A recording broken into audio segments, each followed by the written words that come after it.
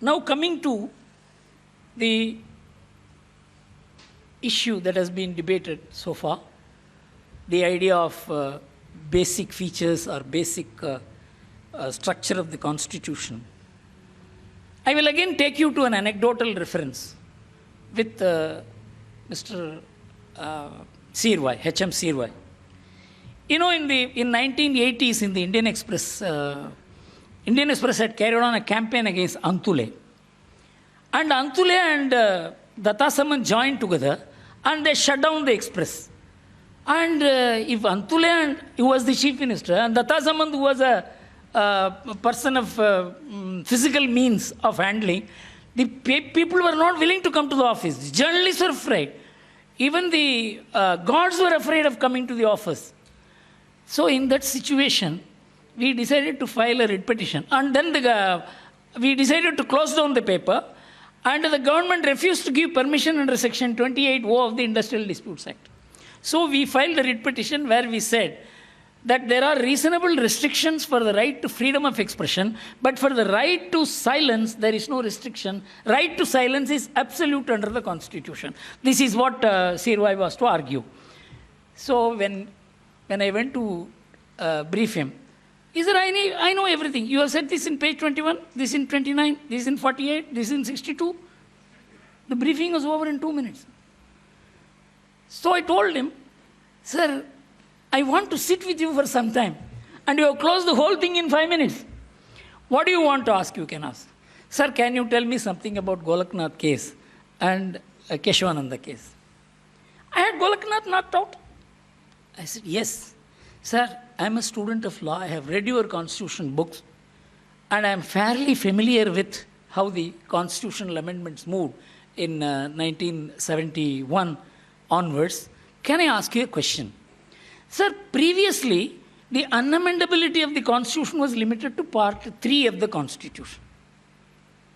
And that is what you fought against. That you cannot say fundamental rights cannot be amended. That was the case of the government.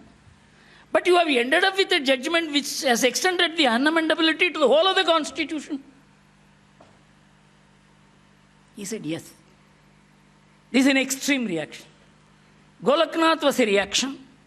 This is an extreme reaction to Golaknath. This is what we have to understand when we are talking about Keshavananda case.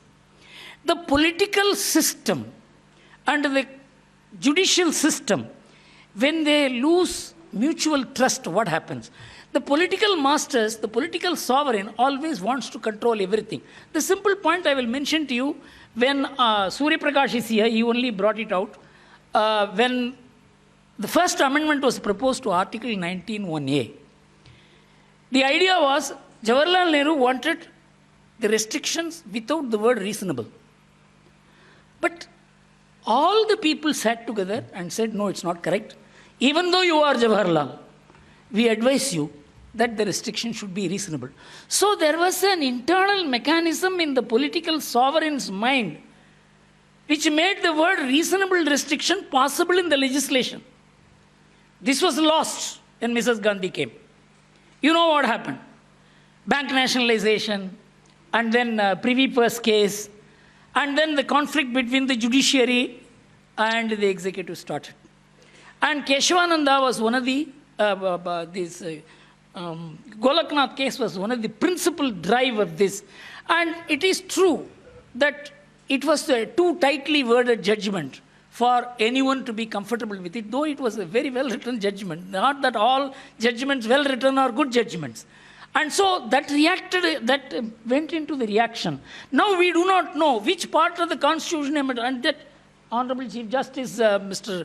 Deepak Mishra listed the things which the constitutional makers did not see as the unamendable part of the Constitution.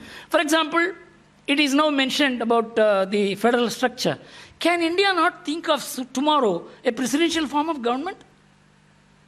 Let's assume the Constitution votes for the presidential form of government. Can the Supreme Court strike it down saying that it violates the rule of the basic structure of federal structure? You know, I think there is lack of balance. And my view is a dissenting view. Any dissenting view is an appeal to the future and brooding conscience of judiciary. This may appeal. So let us not think that the basic structure theory is so well-founded. From a concrete position of unamendability of Part 3 of the Constitution, we have gone to an abstract position of unamendability of any part of the Constitution. And if the Supreme Court decides that this is the basic structure, who is to question it? For example, the NJAC case. It could well have been read down that you cannot override the two members of the judicial system. And we read it down. It's not possible. The matter would have been solved. But the question of reading it down would not have given the judiciary the position that it wants, namely that it wants independence from the government. That is also not correct. In fact, I had a discussion with the Reserve Bank Governor, Y.V. Reddy. He told me that we should be independent, but there is also some interdependence. That is how the system works. And I think that we are now 50 years after this judgment was pronounced. And there has been, as the Honorable Chief Justice said, that there has been enough empirical evidence to understand this.